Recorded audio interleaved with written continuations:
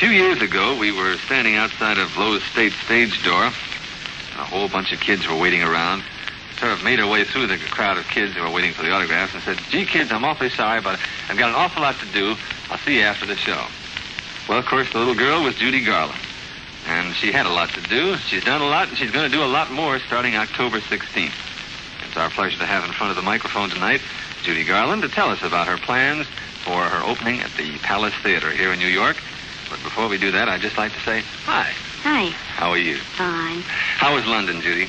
Oh, London was wonderful. It was very exciting. It was hard work, but it was... Didn't frighten you too much? Well, of course it did.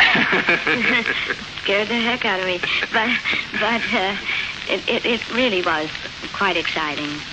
I walked in there one afternoon when it was